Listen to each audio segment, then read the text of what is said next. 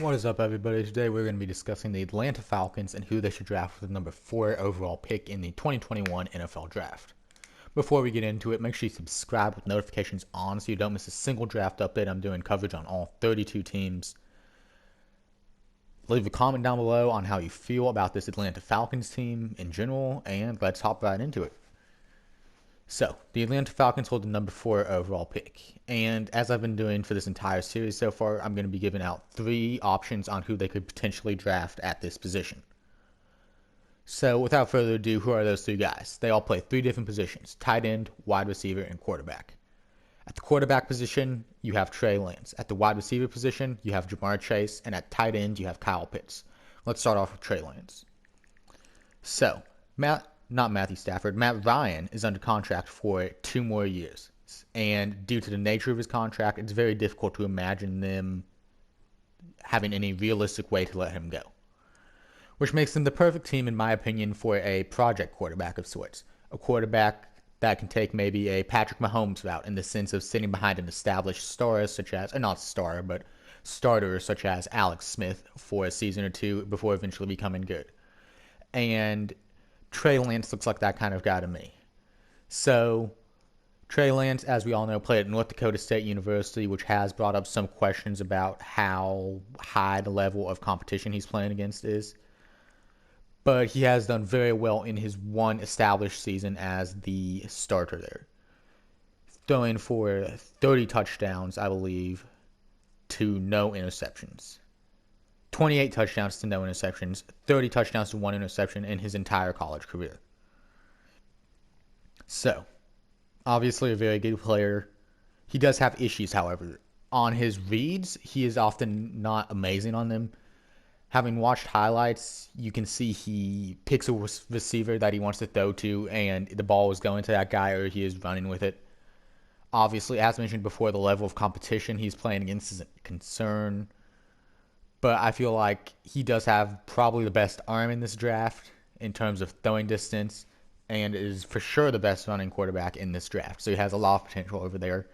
And sitting behind a quarterback who, regardless of your thoughts and opinions on, is still top 15 in the league, would probably do tremendous wonders for him. Number 2 prospect that the Atlanta Falcons could possibly draft is Kyle Pitts out of Florida. Kyle Pitts is a super athletic tight end out at Florida, as mentioned before. He had an amazing pro day today,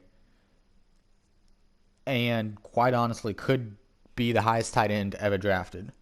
He is a junior, and this is really the first season where he's really looked like an amazing NFL prospect. Now, mind you, he has looked good in his sophomore season too, where he had 5 receiving touchdowns with an average of 12 yards. But he took it to a whole nother level while playing only 8 games this season.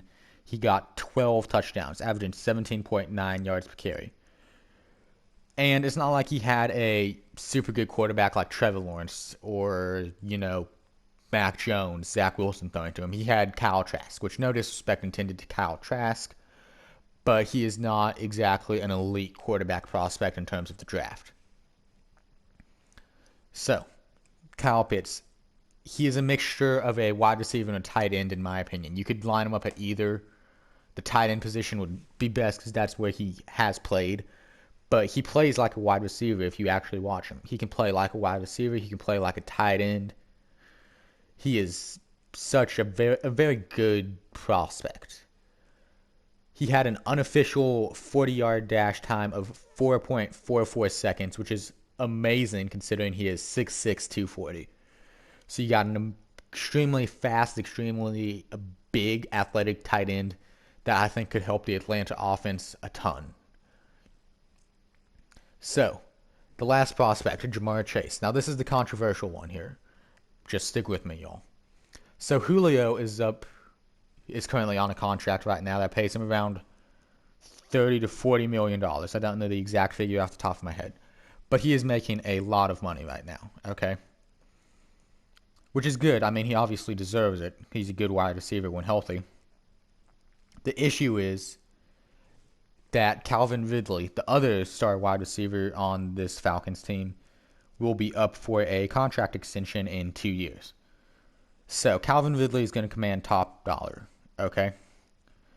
Julio is already getting paid top dollar. He was extended last season, I believe, for a very, very large amount. So, what's the issue here? The issue here is that you can't afford to pay 2 top wide receivers in the league $30 to $40 million, meaning that you're going to have to let one of them go. Now, I would personally let Julio go in this situation. He's older, he is more injury prone, and he's already on the massive contract, meaning if you were to let him go this season, you'd have all of that money that you could potentially spend in some shape or form. There are plenty of wide receiver teams out there, such as, say, the Ravens, that need a good established wide receiver for a year or two. And you could send Julio to one of those teams and draft Jamar Chase right here. So Jamar Chase, he played at LSU, and he opted out this season. But the season before that, he was one of the guys that made not Justin Fields, Joe Burrow look like the, baller that he is, quite honestly. He had 20 touchdowns, with his longest touchdown being 78, averaged 21.2 yards per catch.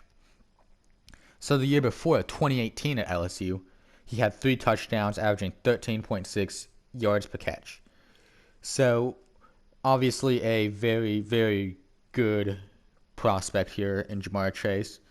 Some people believe that Devontae Smith might be the better wide receiver prospect, but I think it's hard to argue against Jamar Chase, considering the just amazing season he had sophomore season. But the thing with those wide receiver guys is anytime they have an amazing season, their quarterbacks tend to have an amazing season too, even better, which is why you so rarely see them win the Heisman. But long story short, Joe Burrow, him and Jamar Chase, just a dynamic duo out in LSU. So, yeah, that is about it.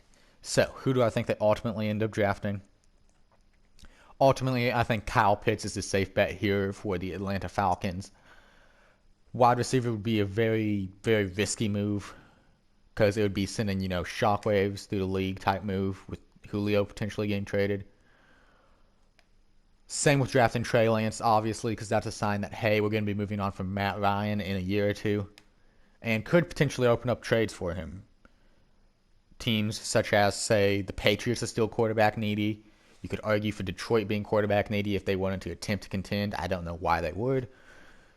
The point I'm trying to make here is quarterback and wide receiver are very risky moves, and I think that tight end, being an established tight end such as Kyle Pitts, is the safest move for this Atlanta team. And yeah, Kyle Pitts to the Falcons, everybody. So make sure you all subscribe to my channel. I'm trying to post daily draft videos on all 32 teams. So make sure y'all check those out. And yeah, y'all have an amazing day. I love y'all, and I'll see y'all around. Peace out, y'all.